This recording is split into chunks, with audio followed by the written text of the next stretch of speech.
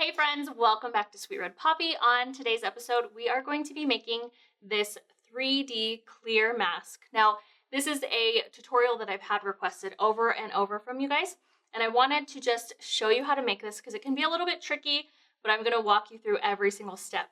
Now, you might be wondering why you need this clear part on the mask, and it's actually really helpful if you're working with someone who is hard of hearing and they rely solely on lip reading. Then this type of a mask can be really helpful because they can still see your lips, they can still understand what you're saying. They don't have to have a mask that's in the way blocking their view. So really helpful if you have a friend or someone you're working with that is hard of hearing, then you can wear this type of mask to help them out. It's also really helpful in schools. Either a teacher could wear it or the students in their classroom could wear it. That way they can see what their students are saying or they can see what the teacher is saying. For the supplies for this video, go ahead and check out the description. I've linked everything that you'll need for this tutorial, and I've also linked to places where you can buy it online. So to start out with this pattern, you will need to go to sweetredpoppy.com, print off the free pattern. So this is called the 3D mask. It's 3 pages, and we are just going to tape this pattern together to get started. So go ahead and lay this pattern out in front of you. And what you want to do is line up your black lines and also your pink stars. So I just overlap the paper just a little bit to line up my black lines. And then I am going to tape this together. There are 2 different mask patterns. So we have one that has our larger sizes on it, and then one that has our toddler and child size on it. And the difference is the opening for the mouth is a little bit smaller on those smaller sizes. So choose which size you want to make, and let's just cut that out. I really like using a rotary cutter when I'm cutting this out. It makes it a little bit easier on these edges. And I am going to cut out the teen size for this. Remember, when you're using a rotary cutter, just cut away from yourself. Make sure you're being really careful with your rotary cutter. You'll also want to cut out your 3D clear plastic as well as your wire casing. If you want to have a wire along your nose, make sure to cut this out. If you don't want to, you can get rid of that. I feel like it's going to give you a better fit because when you have the vinyl in the front of the mask, it tends to pull it away from your face. So it's helpful to have that wire on the top just to shape it to your face. So go ahead and lay your fabric out in front of you. I like using fat quarters when I'm doing this project because the fat quarter is a smaller piece of fabric. It's perfect for this size project and it's really easy to work with. What I want to do is place my fabrics with wrong sides together. So I'm going to lay this one with the right side facing downward and then this one on top of it. So again, our wrong sides are facing each other. And just line those up. And then we are going to place our mask on top. And I have these oriented the way that they will be at the very end of the mask. So I have my main fabric is on top and my lining fabric is on the bottom. That way when I go to fold this mask and put our little pin marks in, it's going to be the right way. So I'm going to pin this in place so that I can cut it out without it shifting around. So go ahead and cut around your mask pattern.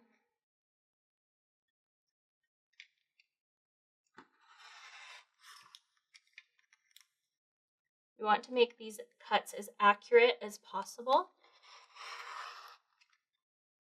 So I'm going to set this fabric aside. This is ready to go. I also want to cut out my wire casing.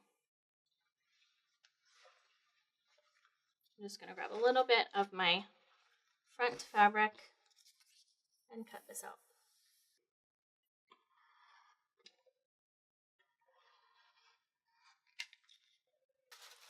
So for the clear vinyl part of our face mask, I'm just using some vinyl that I found at the craft store.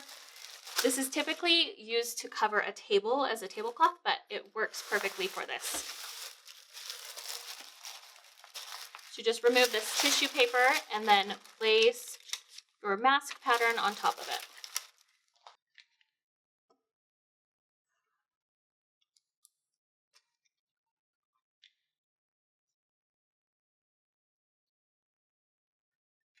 So far we have 4 different pieces cut out. We also need to create our knit fabric ties. And what I like to do is just cut a long length of knit fabric. And that is going to create the casing that goes around the back of our head and then ties at the base of our neck. The other option is you could run your knit tie through the casing on the side and tie it just behind your ear. So typically I will cut this about 35 inches long if I'm running it all the way around my head. If I'm just running it behind my ear and tying right here, I usually do about 13 inches. I like to cut this about 1 inch wide.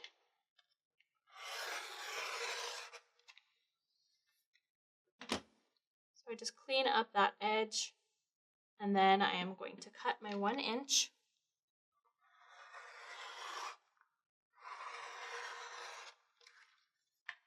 And the reason I like using knit fabric on this tie is it's a little bit more comfortable than using just elastic. A lot of people have allergies to elastic with like a latex allergy.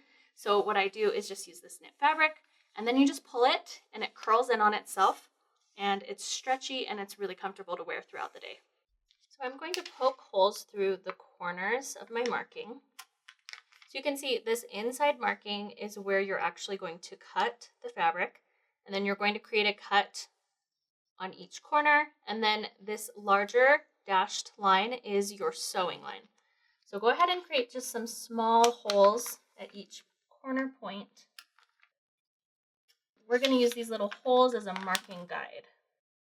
I'm going to use a washable fabric pen just to mark those dots.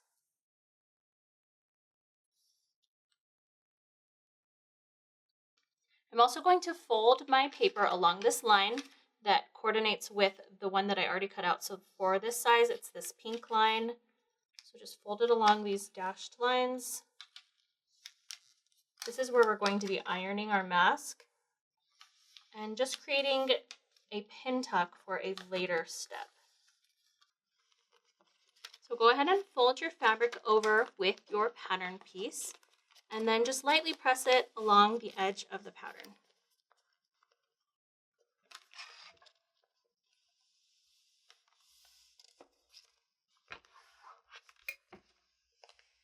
So before you remove your pattern, just gently pull back your pattern piece to make sure that your markings have transferred on both sides. Now I'm going to use this acrylic ruler just to line everything up. I'm going to draw a line from dot to dot to create this outside rectangle.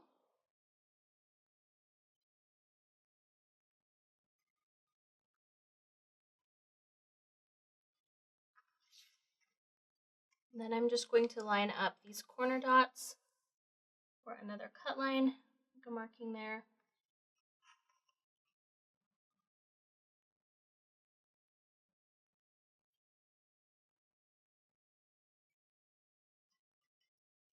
Slide a little pin through the center just to keep things in place.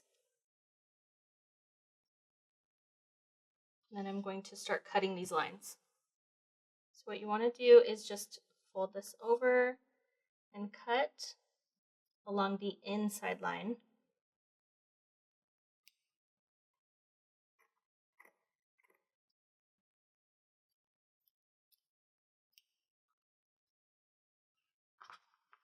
You can go back and clean this up if it doesn't look very straight. Now go ahead and cut this line that goes out to the stitching line.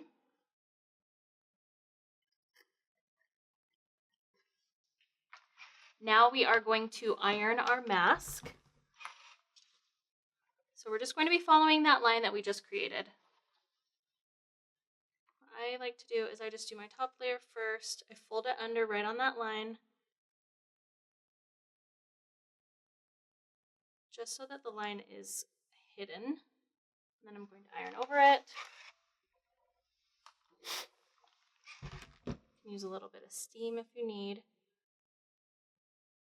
Just try not to flatten that line that we already made earlier.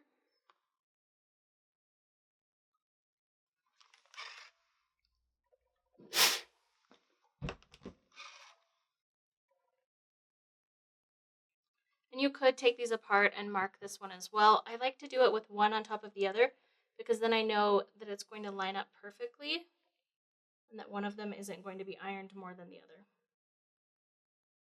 Now I'm going to take my lining piece of fabric and I'm going to lay my plastic piece over it. You want to align it with the wrong side of the mask. And I'm going to place pins on the outside of my plastic. You don't want to pin through the inside layer. You only want it on the outside. At this point, I am going to sew just right along the edge of this fabric, securing my vinyl into place. So slide this under your sewing machine foot, and we're just going to stitch right along this fabric and secure it in place.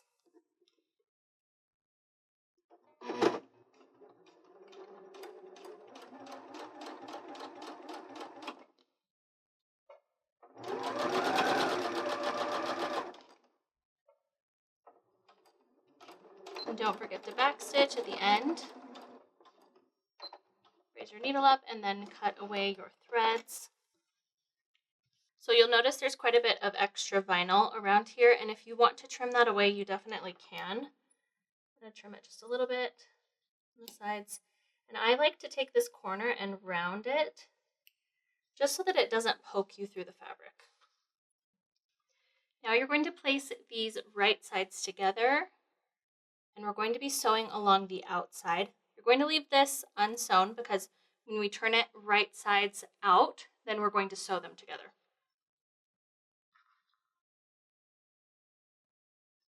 So go ahead and pin your mask together.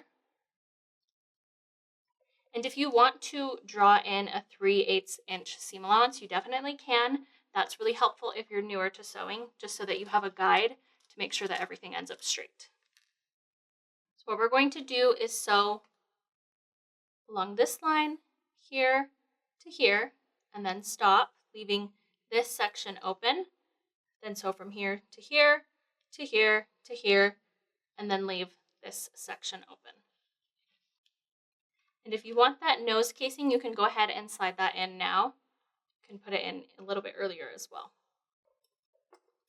Now we're going to sew with a 3/8 inch seam allowance. Don't forget to back stitch when you're beginning and at the end. When you reach the corner, lift your presser foot, pivot your fabric, put your presser foot back down, and continue sewing.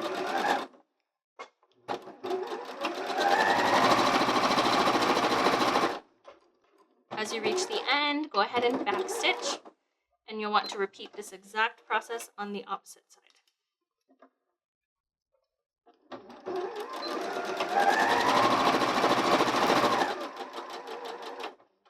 Before you turn your mask right side out, you can go ahead and trim down your seam allowances so they aren't so thick.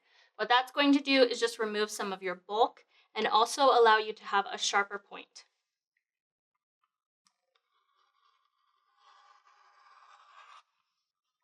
So gently pull this through. Go ahead and turn your mask right side out, and then with a turning tool, you want to just gently push these corners out. You want them to be nice and sharp.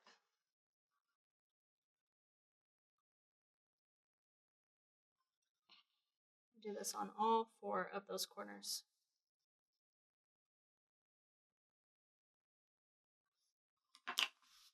And now it is time to press. When you're pressing, you want to just wiggle the seam allowance all the way outwards and make sure it's nice and sharp. Press it with some steam. Make sure that you're avoiding this plastic. If you hit it with your iron, it is going to melt. And then remember, we still have this line that we created earlier, and you don't want to go over that. So right here we have our little nose casing. You can just fold this under and give it another press.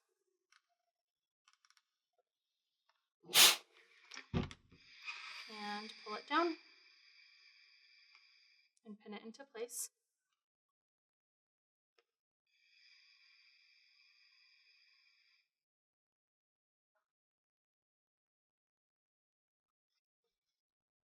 And And then we can just sew from here to here.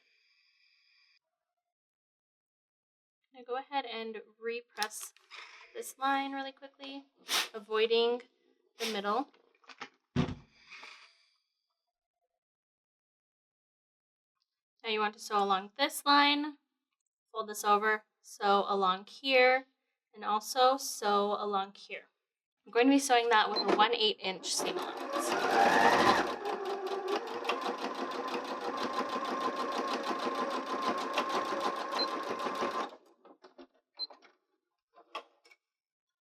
So I just switched over to a top stitching foot. I like using this because it makes it a little bit easier. Don't forget to back stitch and then sew along.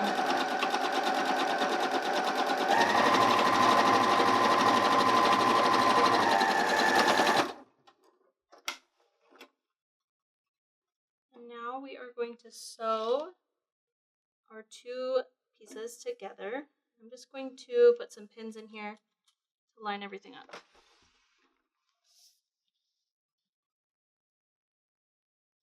Make sure you're not pinning through your plastic lining because you don't want a hole through that. So now I'm just going to stitch around the edge of this, connecting our front and our lining together.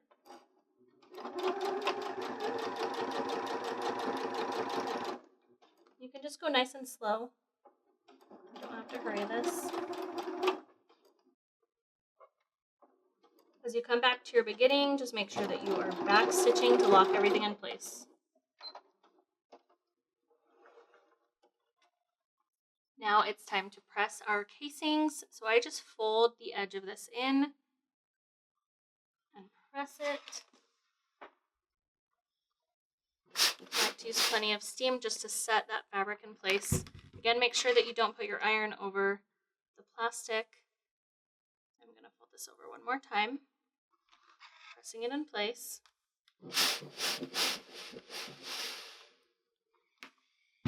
And then go ahead and pin this.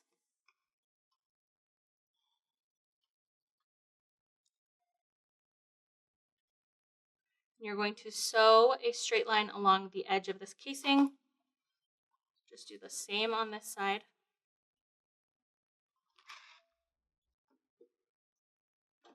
And don't forget to backstitch as you're starting.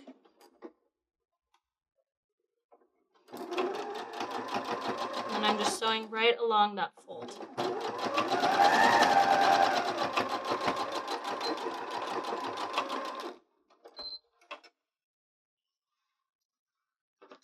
You can trim away your threads. Just clean up all of your stitching. This next step is probably the trickiest part, and it's what creates the 3D effect. So what you want to do is take your corner, and you're going to be pulling it all the way over, and when you pull it, it's going to pull your whole entire mask upwards, which is correct. You need, for this part of your mask, to create a parallel line to your stitching line. And then you're going to pin it in place.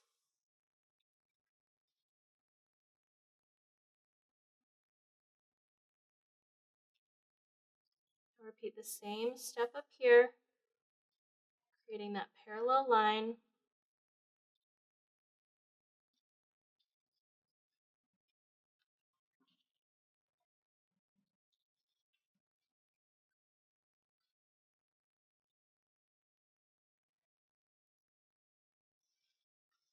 And then the same thing over here on this side. Remember, you're pulling it upwards and creating a parallel line to your stitching line.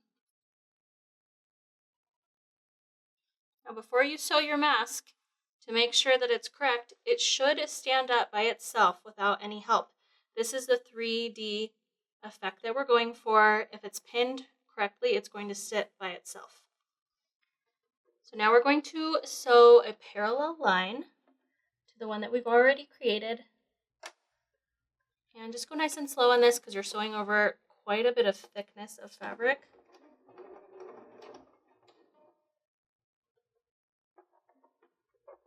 Don't forget to backstitch.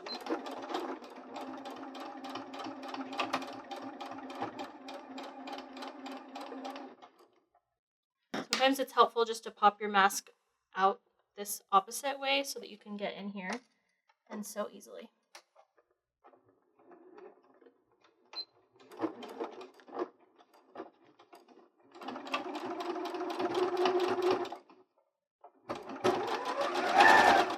Okay, now it is time to thread our casing.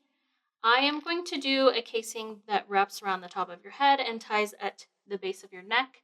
If you want to do the ear one, then you can just cut your knit fabric in half and you'll just put it through here and then tie it over here.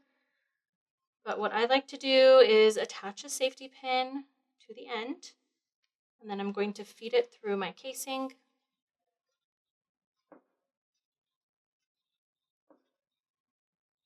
If you wanted this to go around your ear, you would just stop at this point and tie it together. But I'm going to keep going around. And I'm going to remove my safety pin. And I like to put a knot at the end of each of my tie. That way it won't come unthreaded. Tie this side as well.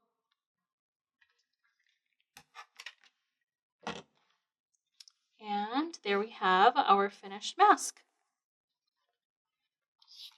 To prevent the inside from fogging up, what I like to do is take just a drop of dish soap and spread it on here and then wipe it away with a paper towel, and that will keep it from fogging up. So here is my finished mask. This is just going to go around the back of my head. I can tighten my little metal seal right here, and then I tie behind the back of my head. And then whoever I'm talking to can clearly see my mouth and everything that I'm saying. So I can breathe as hard as I want, and it's still not going to fog because I've covered this layer with a little bit of Dawn dish soap, and it prevents the fogging. Thanks so much for watching my video on this clear 3D mask. I hope you enjoyed it. If you found it helpful, don't forget to give this video a thumbs up and subscribe to Sweet Red Poppy. I'll be back next week with another fun crafty or sewing video.